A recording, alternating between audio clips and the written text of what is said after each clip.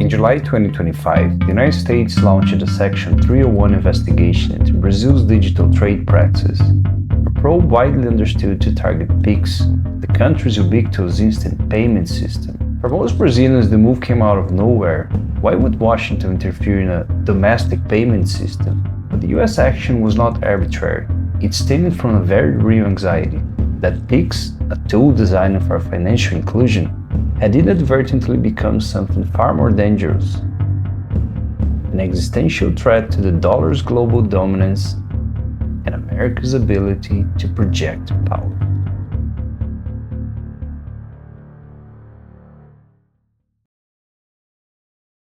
Before Pix, moving money in Brazil was a bureaucratic nightmare. If you wanted to transfer funds from one bank to another, you had two main options: TED and DOC, two electronic transfer systems. TED was faster, but only worked during business hours. DOC was cheaper, but could take up to 2 business days to clear. Both required you to know the recipient's bank, branch, and account number, a string of digits that few could memorize. Then there were the boletos, the iconic Brazilian payment slips, which required printing, scanning, and manually typing barcodes.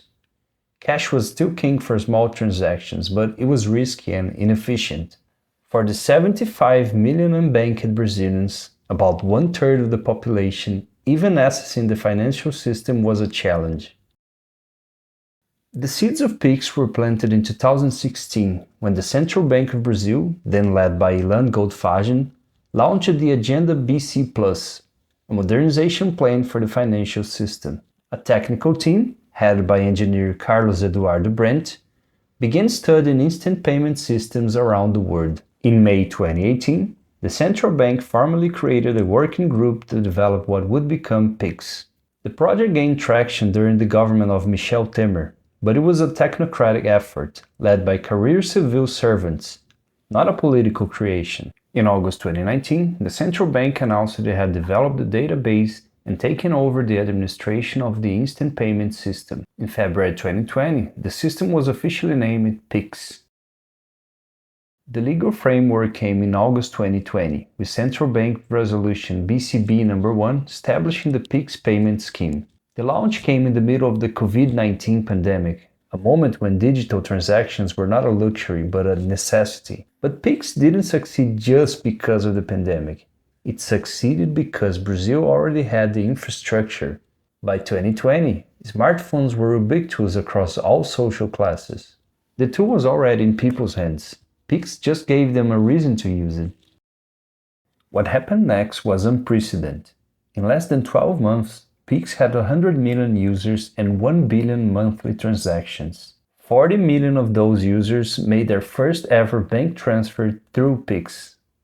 According to Central Bank of Brazil, by October 2025, over 170 million individuals, roughly 80% of the Brazilian population, had made at least one Pix transfer.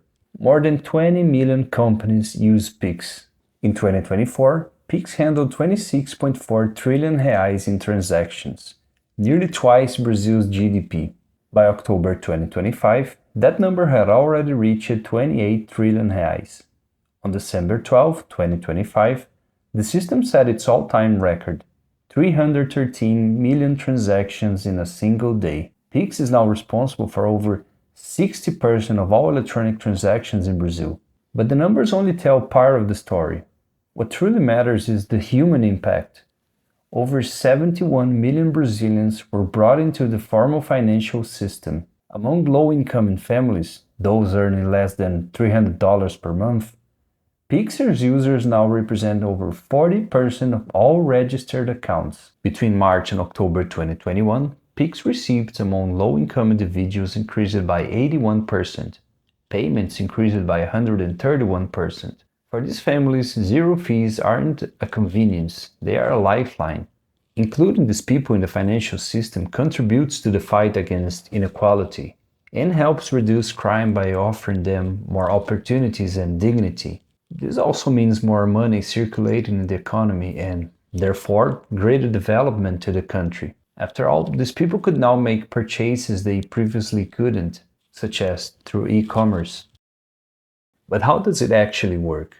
Let me show you. Instead of memorizing bank, branch, and account numbers, you register a Pix key. It can be your phone number, your ID, your email, or even a randomly generated code. To send money, you just open your banking app, select Pix, type the recipient's key or scan a QR code, enter the amount, and confirm. That's it. The money leaves your account and arrives at the recipients in seconds, not hours, not days. No fees, no waiting, no bureaucracy. And it works 24/7, including weekends and holidays. Now let me give you a personal example. Before Pix and before I had a bank account, credit card, or job, I used to ask my grandfather to pay for my online purchases. I would print a boleto, a Brazilian payment slip, and he would try to scan the barcode with his phone, which never worked. So we would manually type a 20-something digit code, make a mistake, retype it, and wait 3 days for the payment to clear. It was a nightmare. And it was even worse before smartphones, when you had to take the payment slip to the bank, wait in line, and then pay the teller the exact amount with a card or cash. And if it were in the weekend, you would have to wait until Monday morning for that. You know, when you're working or studying. So extremely inconvenient, time-consuming, and more dangerous. Today, I open my bank app, scan a QR code, and the payment is confirmed in 3 seconds. That's the difference Pix made. So, in just 5 years, Pix went from an idea in a central bank working group to the backbone of Brazil's economy. It brought 40 million people into the financial system. It made transactions instant, free, and accessible. It sounds like a development success story, and it is. So why did the United States in July 2025 launch a trade investigation against it? Why does Washington see a Brazilian payment system as a threat? The answer lies not in what Pix does for Brazil, but in what it represents for the rest of the world and for the dollar. To understand why Pix threatens the US, you first need to understand how the US maintains its global dominance. It's not just military power, it's financial power. The dollar is the world's reserve currency. Most international trade is settled in dollars, and most cross-border payments flow through SWIFT, the Society for Worldwide Interbank Financial Telecommunication, a messaging system that connects over 11,000 financial institutions in more than 200 countries. SWIFT is not a payment system, it is a messaging system. But controlling it means controlling who can conduct international transactions. The US uses SWIFT as a sanctions weapon against Iran, Russia, North Korea, and Venezuela. For the US, this is a strategic tool against countries that do not align with its interests. First, it weakens the economies of the target countries and consequently their military capabilities. This facilitates future interventions. Second, because it stirs up popular dissatisfaction and facilitates regime change, a strategy the US has employed repeatedly. Now, Pix doesn't replace SWIFT. It's a domestic system within Brazilian borders. But what it represents is a blueprint for how a country can build financial infrastructure that is completely independent of American-controlled systems. If Pix can be replicated, then countries that fear US sanctions can build their own domestic payment networks. They don't need Visa, they don't need MasterCard, they don't need SWIFT for internal transactions.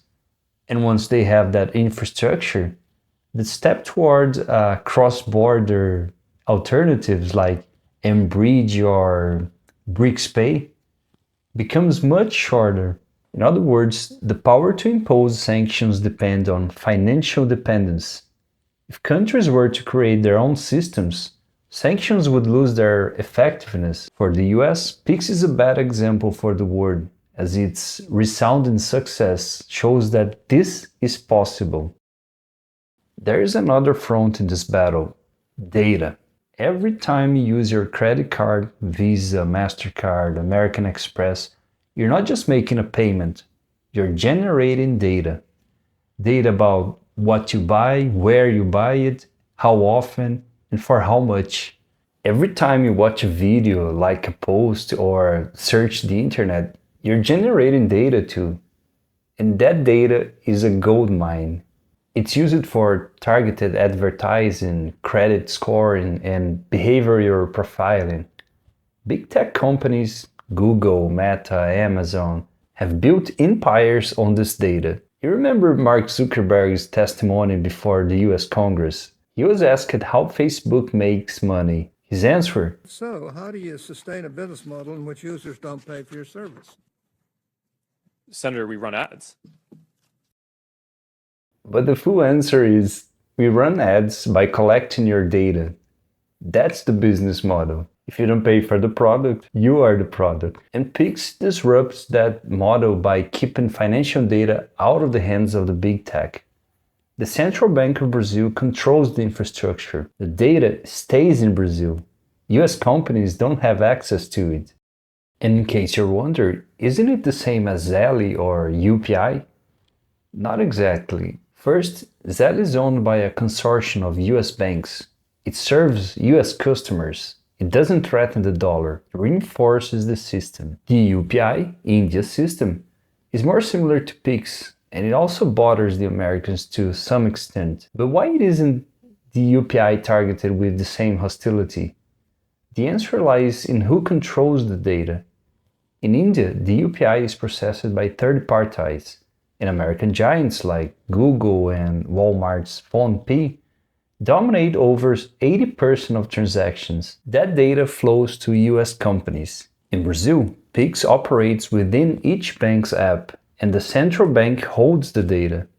Big tech has no access. That's the difference. That's what makes Pix a threat and UPI a tolerated competitor, at least for now. Besides, India is a strategic counterweight to China, so the US has an interest in maintaining good relations with the Asian country. Brazil, on the other hand, is seen as a leader of the global south that can inspire other countries, especially in Latin America, to follow the same path. While India is more aligned with US interests, Brazil maintains a strategic geopolitical ambiguity, fostering good relations with all countries, including those not aligned with US interests, such as Russia, China, and Iran. This is a defining feature of Brazilian culture and diplomacy, good relations with everyone. And that's where the US concern comes in. Have you ever imagined how troubling it would be if Pix were exported to countries like Venezuela, Cuba,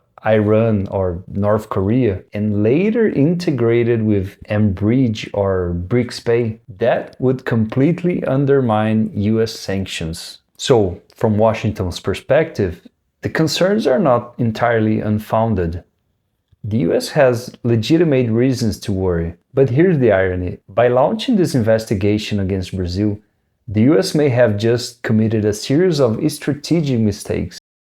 When the news broke in July 2025 that the US was investigating Pix, most of us Brazilians were genuinely puzzled. For us, Pix was just a tool, something we used in our day-to-day lives to split a restaurant bill, pay the street vendor, or send money to a friend. It was just a payment system we used inside our country. We never imagined that the Americans or any other country even knew about its existence. So you can imagine how surprised we were when the US launched the investigation. We thought, what interest could the US possibly have in something that only we use? Why does this bother them so much? And that's when we started to think about it more. And little by little, we began to understand the reasons. Here's the thing. We created Pix to modernize our economy, to build a fast, simple, and accessible payment system that would bring our country into the digital economy era. That was our goal. It never crossed our mind that this would be a problem for the US. That was never our intention. And that's precisely the irony.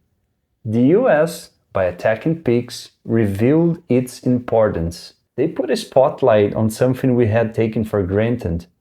They told the world, this system is dangerous. And in doing so, they made the world curious. It's like the Streisand Effect. The more you try to suppress something, the more visible it becomes. The name comes from an incident in 2003 when singer and actress Barbra Streisand sued a photographer for $50 million. Why? Because he had taken aerial photos of the California coast to document coastal erosion, and among over 12,000 pictures was one, image 3850, that showed her Malibu mansion. The photo had been downloaded only 6 times before the lawsuit, 2 of them by Streisand's own lawyers. After she filed the suit, the photo was viewed over 400,000 times in the following month. She lost the case and had to pay the photographer's legal fees. In trying to erase the image, she made it famous. That's the Streisand effect. The more you try to suppress something, the more attention you bring to it. Sometimes it's better to remain quiet and let go, you know. And it was the same with the Pix. If the US hadn't drawn so much attention to it, perhaps the system would have continued to serve its purpose quietly without ever threatening the US interests. But the US investigation didn't happen in a vacuum. It came at a time when America's soft power was already fraying. The trade wars, the tariffs, the America First rhetoric, all of it had eroded trust in the US as a reliable partner. Countries around the world were already looking for alternatives, not because they wanted to, but because they had to. The attack on Pix only reinforced that impulse. But the US investigation didn't just have international repercussions. It had a profound effect inside Brazil, and it may end up shaping the 2026 presidential election. On one side, you have a candidate closely aligned with Washington, someone who has cultivated relationships with the Trump administration, met with Trump at the White House, and positioned himself as a bridge between Brazilian and American interests. On the other side, you have a candidate who champions national sovereignty and has framed the Pix investigation as foreign interference in Brazil's internal affairs. What was once a technical invention, payment system designed by engineers and central bankers, has now become a political weapon. And in a country where over 170 million people use Pix daily, the political calculation is simple. Attacking Pix is political suicide. Defending it is a badge of national pride. Political analysts have noted that the US threats against Pix have given the sovereignty-focused candidate a powerful narrative, one that may prove decisive in what is expected to be a tight election. The more Washington pressures Brazil, the more it strengthens the candidate who stands up to that pressure. The investigation has also exposed the fragility of the alignment strategy. The candidate who sought to position himself as a bridge to Washington saw that influence evaporate when the US announced new tariffs and threats against Pix immediately after his visit to the White House. As one analyst put it, he gave ammunition to his opponents to say he is a candidate who doesn't think about Brazilians' interests, but only about winning the election. But the US investigation didn't just steer public opinion and shape electoral debates, it also accelerated a concrete institutional response: the constitutional protection of Pix through PEC 65 from 2023. Originally proposed in 2023 by Senator Vanderlan Cardoso, the PEC, which is an amendment to the Constitution, was primarily designed to grant financial and budgetary autonomy to the central bank. But as the US investigation intensified, the proposal gained a new and powerful component: the inclusion of Pix in the federal constitution itself, to protect it and prevent its future abolition by any president, including one aligned with Washington. In June 2026, the Senate's Constitution and Justice Committee approved the proposal, which now moves to the plenary for 2 rounds of voting.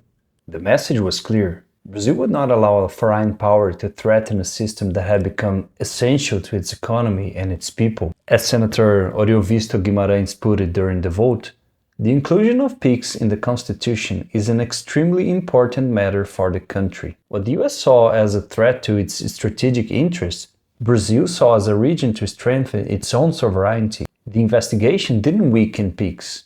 It gave its defenders the political ammunition to enshrine it in the Constitution. But Pix isn't really the problem.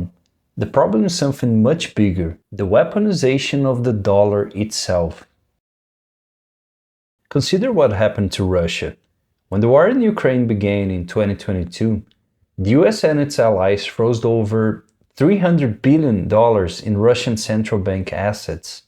By 2025, they were seriously debating not just freezing but confiscating those assets, using them to fund Ukraine's reconstruction. I want to be clear, I'm not defending Russia's invasion, that's not the point. The point is what this move signaled to the rest of the world. If the US and its allies can freeze and confiscate the reserves of a G20 country, a permanent member of the UN Security Council, what stops them from doing the same to any country that falls out of line? When it comes to money, trust is everything, and the confiscation of Russian assets sends a chilling message. Today, it's Russia. Tomorrow, it could be us. And here's the irony. In April 2023, US Treasury Secretary Janet Yellen told CNN that there are very serious risks when you use financial sanctions tied to the dollar. Over time, she said, the action could undermine the hegemony of the American currency. She was right. The US has turned the dollar into a political weapon, and it has used that weapon too often against too many countries. Each sanction reminds the world that dollar-denominated assets are not safe from political interference, and each sanction accelerates the search for alternatives. Yellen identified the problem, but she underestimated how fast the alternatives would come. Enter Pix, a system that wasn't designed to challenge the dollar, but that ended up becoming a blueprint for financial sovereignty. And now, around the world, the pillars of de-dollarization are being built. BRICS-Pay, inspired by Pix, is already in development. Project M-Bridge is bypassing SWIFT and the dollar, processing over $55 billion in transactions. The BRICS Unity, a gold-backed digital currency, is being piloted. The dollar's dominance was built on trust. Trust that it would hold its value. Trust that it could be used anywhere. Trust that it was safe from political interference. That trust has been eroded. Not by Pix, not by the BRICS, but by the very country that benefits most from the dollar's status, the United States. So let's bring it all together. Pix was never designed to be a geopolitical weapon. It was a tool for inclusion, a way for Brazilians to pay for groceries, split a bill, or send money to family.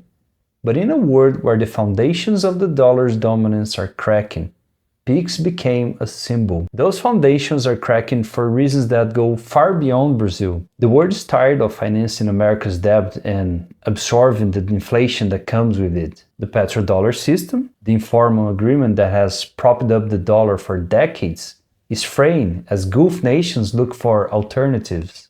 And the weaponization of the dollar, the sanctions, the freezes, the threats of confiscation, has eroded the trust that the entire system depends on. Into this vacuum, new infrastructure is emerging.